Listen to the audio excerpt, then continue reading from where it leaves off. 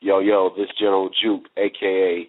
Gant-Man, a.k.a. DJ Gant-Man, south side of Chicago representing, and you're in tune with Demencha.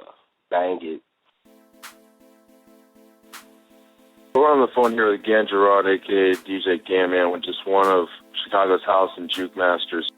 You're one of the youngest guys to have released on Dance Mania. Some of the records that you and other Dance Mania producers released all the way back to, I guess, about 85 are going for, I guess, hundreds of dollars online right now. Did you guys have any idea at the time that you were helping build one of the greatest, some say the greatest house music record label of all time? No, for me, not at all. It was amazing to me just to be able to put out my first record on a record label, even though it was from Chicago. And, as far as dance music, it wasn't like, at the time, it wasn't like the biggest compared to labels like, I say like Strictly Rhythm or Trax Records. But Dance Mania was definitely growing in the early 90s, and when we came with our sound, we're more like I'd say even before we started calling it like Ghetto House and Booty House, it was just like with Chicago house music tracks, jack tracks. It was like a straight up Chicago sound, and I don't think a lot of us had any idea. We were just happy to put out records, and we were glad that the record label owner was giving us a chance to put out what we want, how we wanted to. Do you know if there's any plans to bring back Dance Mania? Yes, I want to say within the last couple of months, I think maybe like around April, it was rumors about Dance Mania coming back, and I think in June, Traxman released the first record on the new Dance Mania, on like the rebirth of Dance Mania. That was in June. Traxman released the EP. So, yes, I'm definitely assuming it's official. And I actually talked to the label owner, Ray Barney himself, and he wanted me to get an EP together. First, he wanted to get all the classic EPs that's in high demand now. He wants to re-release them first, and then he wants me and as well as other older artists from Dance Mania and new artists to release EPs. But that's still pending. I'm just waiting to hear a confirmation. Yourself, along with DJ Puncho and DJ Tone, actually coined the term juke as it references music, right? Yes, I'll say we are responsible for saying that word on a lot of like ghetto house, booty house tracks. And what happened was DJ Puncho, I really credit him to be like the main person to do that, because one day we were, which a couple of ways this came up. Well, one time, me and Poncho, we were just out at some juke parties. Well, we didn't call it juke at the time, but, what we call juke now.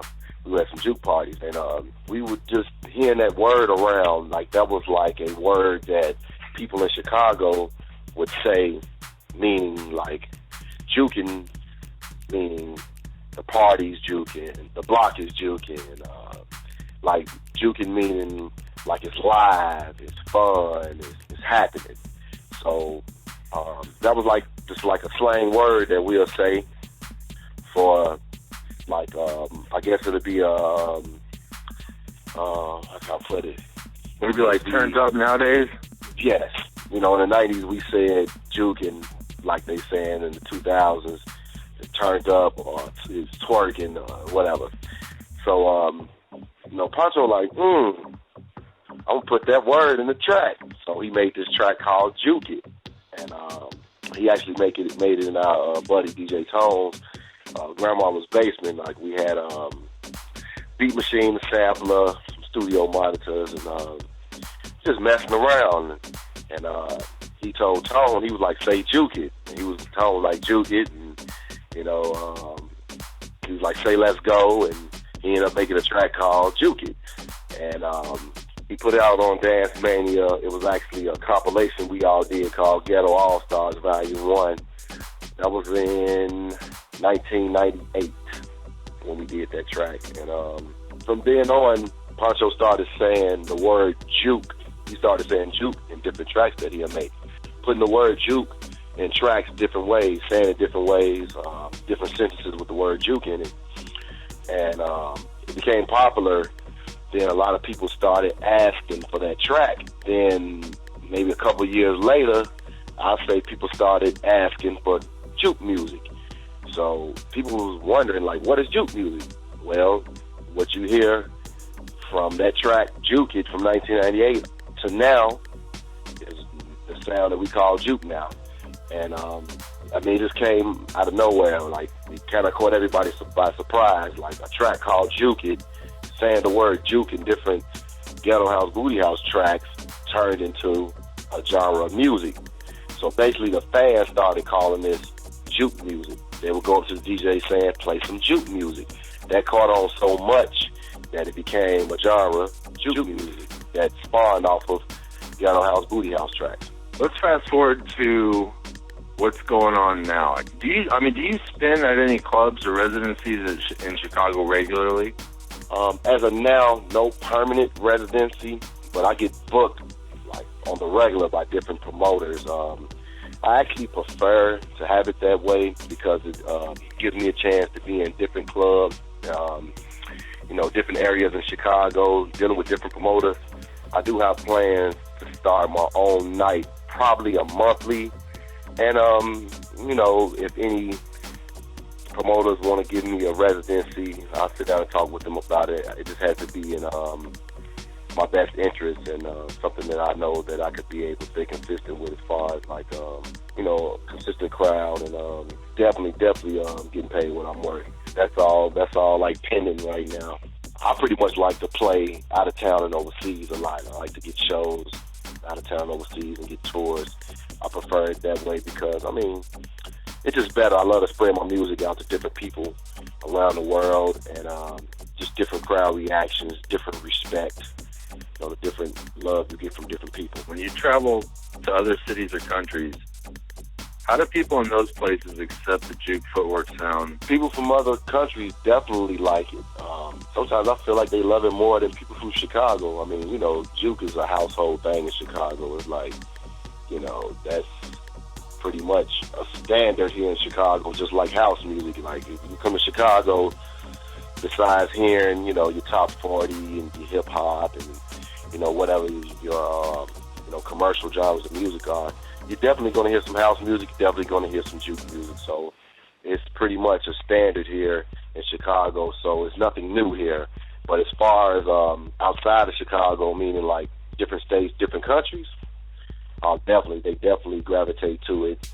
They love it. They want to know about it. They want to know the history about it. They want to know the DJs that's in it. They want to know what made us produce this kind of music, and they want to dance to it. They want a CD. They want an MP3. They want to have something that they could carry with them. So your remix of Beyonce's Check on It was the first juke track to be released by a major label out on Columbia Records in 2005. Is that right? Yes. How does Chicago embrace juke music now in 2013? Is the market kind of oversaturated up there, or are people still supportive, or what? That's definitely a good question. I don't think it's oversaturated because juke is not big like your other genres of EDM, like progressive, electro, dubstep, just all the sounds and genres of music that doesn't sound like juke. To me, it's still growing. As far as Chicago, like I said, it's a household sound. Pretty much, I'll say not every club, but 60% of your clubs will have some DJs that's going to play juke sometime during the night, even if it's nothing but one track that even has a imitation juke beat in it. You're going to always hear anything over 120, 130 beats per minute and on up. Like, that's just something that goes on in Chicago always. 2013, juke is still popular. People haven't gotten tired of it. Like I said, it's a household sound, and when people hear it, they dance to it. It's like it's a certain time of the night that if it's played, that people are really going to dance. If it's a DJ that's known for playing juke music and he's headlining the party, people that like that DJ and like that sound is going to come out. Even the people who've never really heard of it, they'll come out and give it a listen. People who heard of it but can't see these DJs on the regular, they definitely going to come out to support the DJ and the sound. So people still like it. I think it's growing because you have more than just the people who came up listening to juke music, liking this music. You're always getting a new crowd of kids, whether they're college kids or fresh off 21 going to the club. And in Chicago, nowadays, you have more people here, more than just the people who are born and raised here. You have a lot of people that come from different cities and different countries, not just visiting Chicago, but moving to Chicago too. So they get into the club scene, and when they hear juke, it's like, wow, what's this? It's a sound that they're not familiar with. I'll say it's a beat that they're familiar with because the sound has been around for so many years. You hear a fast beat. You know, you're going to, like back in the day, people heard a fast beat. They'll call it, they didn't know the actual name of it, they'll call it techno. You know, like even back in the day when people never really heard of house, but the big word at that time in the 90s was techno. Everybody would call it techno or something like that. You know, a lot of times people relate juke music to trap music, which is nothing but a sound of hip-hop mixed in with electronic music. So it's forever growing. There's more DJs who playing it, even if they're not, the DJs don't specialize in juke music, they're still playing juke in their DJ sets. You're getting more and more up-and-coming new producers who's inspired and intrigued by the sound of juke, and they want to start producing juke. So it's forever growing, but I think that it gets more hype and attention outside the country versus in the United States and Chicago. What are your thoughts on this kind of drum and bass / footwork hybrid sound that a lot of producers seem to be pushing right now? I think it's great. I think it's interesting. It's different. It's like taking juke to a whole nother level. And with technology, the fact of different genres of music getting fused together, it makes it very interesting, and it broadens it. It takes it to a whole nother level, if you ask me. I like it because it's something that I've always wanted to hear as far as different genres being fused with juke, because back in the day, you couldn't do that. Technology didn't enable you to do that. We only had beat machine, a sampler with not that many seconds. Even when we were using the MPC, there wasn't any time stretch capabilities. And when there were the beginning stages of time stretch capabilities that was, I say, user-friendly and inexpensive, the time stretch wasn't accurate enough. It wasn't good enough. The technology wasn't that high-tech yet. So once the technology got good, we could do anything we want to do with this sound. How did you first get introduced to DJing? As I understand, you were mixing on a Chicago college radio station, is it WKKC, from the time you were about, 10 years old to about 17 or so? Definitely. Well, I got introduced to DJing from watching my brother. He's older than me, my older brother. How I started teaching myself how to blend, I didn't have two turntables, so I had to use either the cassette deck and blend with the turntable, or whatever was on the radio from the tuner and blend off the record off the turntable. That's how I taught myself how to blend, and I definitely wasn't good yet. Wasn't good at all. I didn't have a turntable with a pitch control.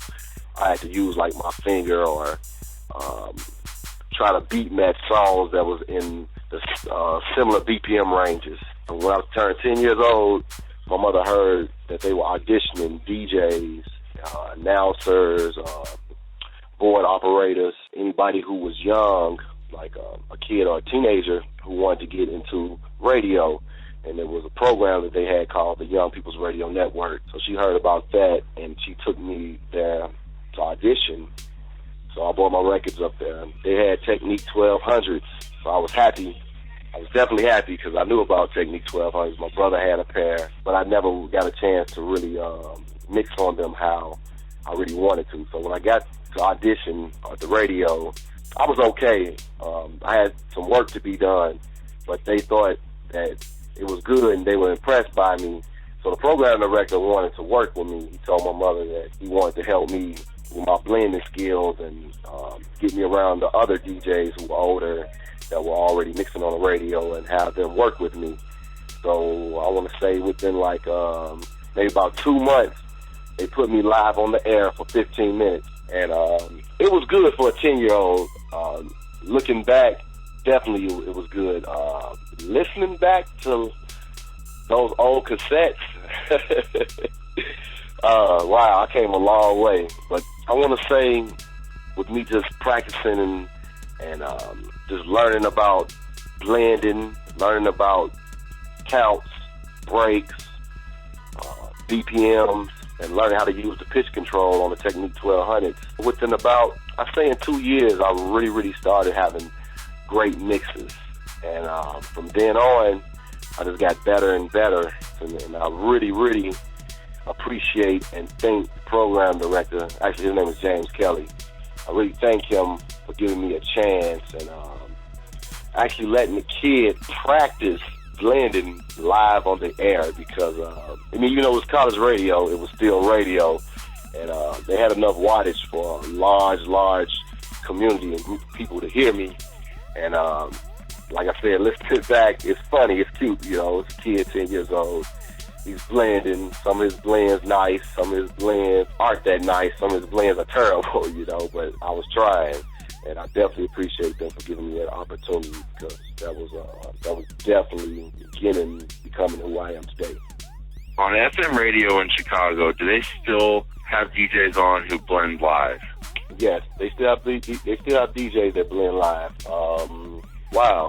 Yeah, they do. If I'm not mistaken, I talked to a DJ from WGCI. They still do live. If they choose to do it live, they could do it live.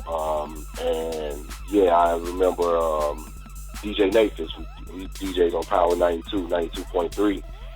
He told me that he used to bring his CDJs there and do a live mix.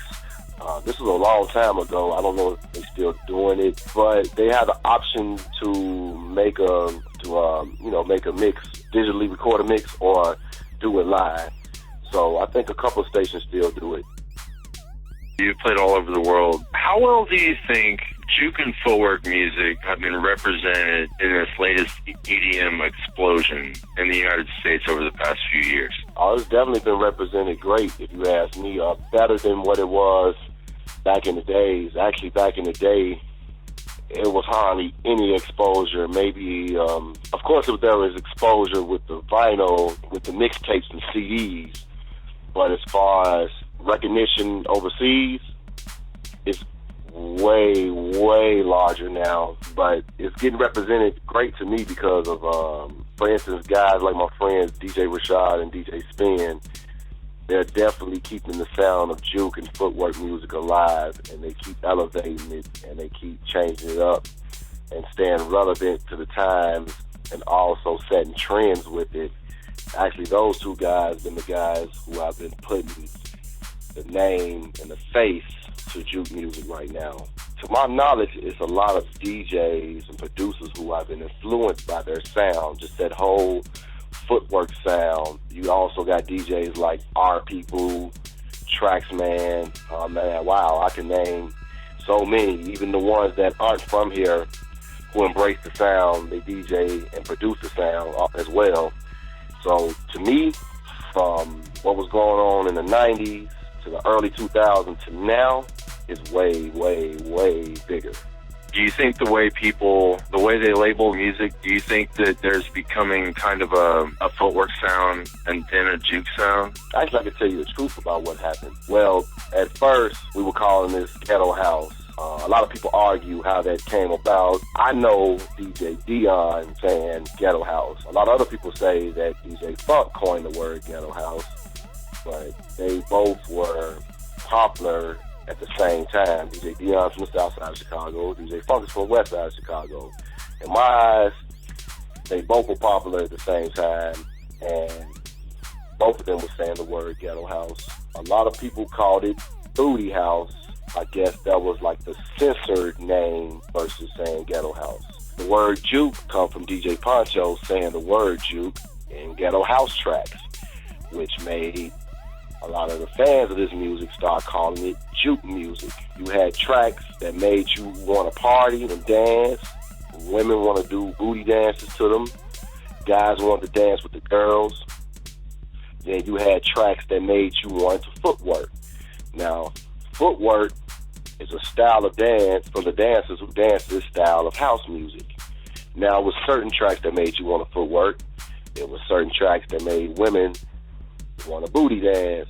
It made men want to dance with the women. And this goes back to when there were tracks made by the producers in the late 80s, the acid house DJs, the jack track DJs.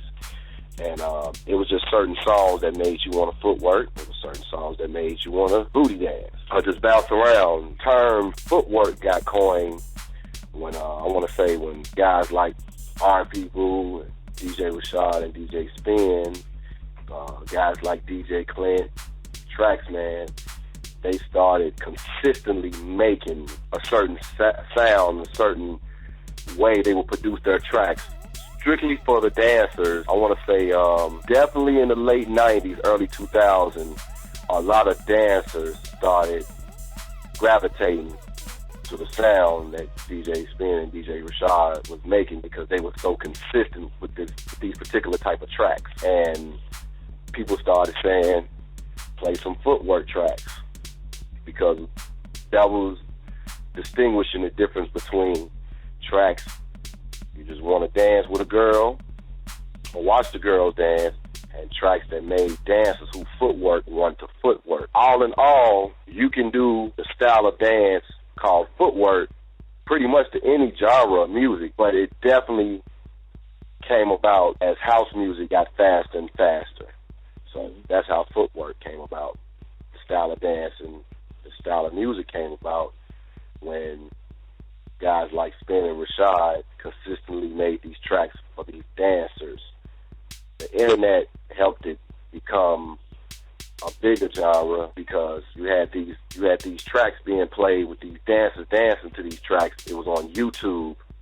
They had places where dancers would go battle. Different people would put together parties and little underground places to go battle, and they would record these videos of the dancers dancing to these particular tracks, and it pretty much just started spreading all through cyberspace, and it landed in Europe and caught the attention of people in Europe, caught the attention of people in Japan, and just different places outside of America, and people started wanting to know more about this sound of music and this style of dancing.